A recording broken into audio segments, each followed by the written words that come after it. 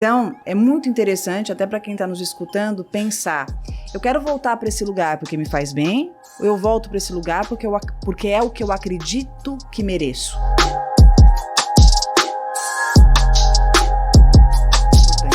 Você é psicóloga. Sou. E me fala uma coisa, eu vi muita coisa tua na internet falando sobre relacionamento e eu queria começar o nosso papo. Eu tenho muitas perguntas para te fazer, porque eu sou um cara muito mal resolvido. Então eu tenho muita coisa para te perguntar e muita coisa que eu preciso saber e quero saber.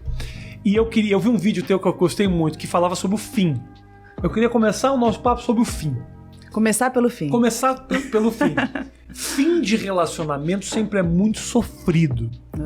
Normalmente é muito sofrido, né? E eu já ouvi muito esse papo de que sofre mais aquele que tomou um pé, foi rejeitado, do que aquele que rejeitou. E eu vou te falar que pessoalmente, pra mim não é verdade. Muitas vezes tomar a decisão de acabar um relacionamento é muito sofrido também. Claro. Quem sofre mais em fim de relacionamento? Eu acho que não tem competição de quem sofre mais. Acho que o sofrimento é particular, intransferível. Eu acho que muitas vezes algumas pessoas começam esse término um pouco antes e vão elaborando. Outras pessoas são pegas de surpresa.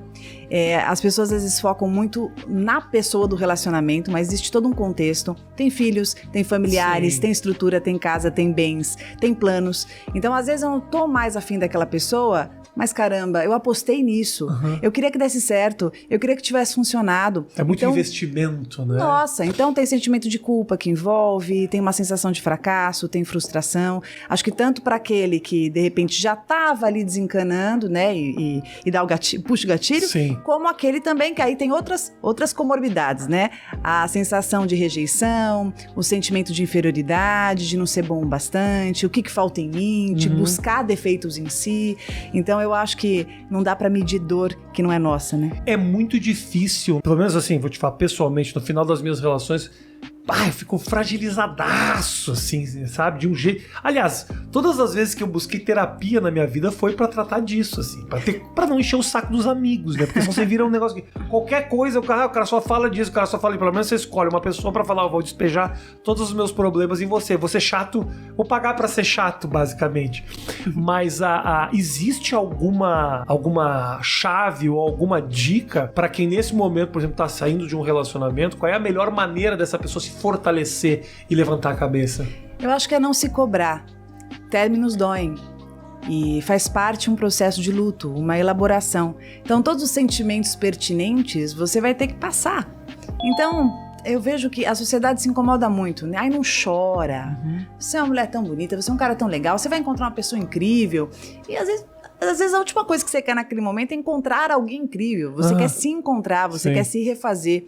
Então, viver tua raiva, tua tristeza, sua dor, suas negociações internas, tentativa de voltar, acha que vai voltar, que dá certo, acredita, tenta. Né, eu acho que é um momento de, assim, respeite os seus sentimentos. Quanto mais você quiser abafar, sentimento é um troço complicado. Quanto mais você quer fugir dele, mais ele te cerca. Então, viva as emoções que estiverem aí, manifestas, latentes em você, se permita, e aí depois, aí você vê o que dá. Tá mais fortalecido? Vai conhecer alguém. Não quero conhecer, quero fazer uma viagem, quero ficar comigo mesmo, decidi que, caramba, quero ficar um tempo aí, quero um ano sabático. Se respeite e permita viver as emoções. Quando você fala... Faça o que te dá na telha, basicamente, né? Pra te deixar feliz. Isso inclui tentar voltar com a pessoa também? Eu acho que as pessoas às vezes me procuram, e como você falou, quando termina, né? Faz parte mesmo. O homem também é muito assim, porque o homem ele precisa estar sangrando, né? Pra ele vir. Tudo bem, e dali começa-se uma história muito legal terapêutica, né? Porque aí o cara descobre que tem uma série de outras questões. Exatamente, a caixa de Pandora, né? Ele vai entendendo assim, caramba... isso tá na frente, mas tem muita coisa por trás disso, e eu vou te confessar, os meus processos com o homem, eu sinto que tem uma profundidade, porque com o homem é muito cru no aspecto do se permitir aprofundar nos sentimentos, na grande maioria. Quando ele começa, ele faz um processo assim maravilhoso, e é muito bom pra ele, né? E aí eu percebo que às vezes tem uma questão assim, caramba, eu quero voltar porque eu sinto que tem jeito, eu ainda gosto, tal. Eu sou a primeira que fala assim, tenta. Vai lá, você não acha? Eu acho que na vida, enquanto você não tá certo daquele caminho que você vai tomar, tenta, o que vai acontecer? Pode acontecer que não dê, pode acontecer que dê certo, por que não? Então, eu sou a favor de você respeitar as suas emoções e também entender os seus limites. Tem pessoas que insistem e teimam, estão lá sempre pela 20ª vez. Aí eu já entendo que é um processo crônico ali, de não aceitação. Mas de repente você terminou e você quer tentar uma vez, porque mudou, porque eu vi que essa atitude está diferente, por que não? É muito ruim você ficar com essa impressão de que algo poderia ter sido feito, né? De ficar, tipo, pensando, se eu tivesse investido ali, se eu tivesse voltado, se eu tivesse mostrado que me arrependi. Tem muito orgulho envolvido também, né? É que quando você me falou, me veio também as sabotagens da vida. Os boicotes que a gente faz. Às vezes a gente tá, assim, suando a camisa para sair de uma relação disfuncional. Uma relação complicada que coloca a gente para baixo. E aí, quando a gente tá conseguindo realmente, assim, se reerguer, às vezes uma puxadinha de tapete, veneninho no próprio leite a gente coloca, porque o ser humano, ele tem uma dificuldade muito grande de sair da zona conhecida, dos lugares que ele já entendeu, que se identifica. Então, é muito interessante, até para quem tá nos escutando, pensar, eu quero voltar para esse lugar porque me faz bem, ou eu volto para esse lugar porque é o que eu acredito que mereço. Isso é importante. Como é que é? Vamos lá. Porque me faz bem, do tipo, realmente me completa? Sim. Ou porque eu tenho que estar ali? E é isso que faz as relações muitas vezes se estenderem, relações que já acabaram, né? Rafa, você já viu pessoas que estão em relacionamentos, às vezes colegas, amigos tal, que você vê, ou às vezes pessoas que você segue, que você vê que é uma relação que não é legal. A pessoa tá sempre sofrendo, tem muita discussão, tem incompatibilidade, tem sofrimento e tal, mas vira e mexe a pessoa volta e volta e volta. Você olha de fora e fala assim, caramba, por que esse casal de novo, né? Já viu que dói, já viu que machuca e tal. Essa incompatibilidade, que muitas vezes é do casal, né? Às vezes são até duas pessoas legais, mas entre elas parece que dá um curto-circuito. Sim. Mas não larga o osso. Por quê? Porque existe também uma crença internalizada de merecimento e o amor, ele tá internalizado de um jeito tão disforme, de um jeito tão deficitário, que a pessoa, ela entende que é aquilo que ela aguenta, que é aquilo que ela suporta e que é aquilo que ela mereça. Então, quando ela sai de uma relação dessa, ela tem também abstinência, né? Que a gente tem de droga, então ela tem uma abstinência. Ela sente uma espécie de falta que ela confunde até com saudade. Eu falo que saudade a gente tem de coisa boa.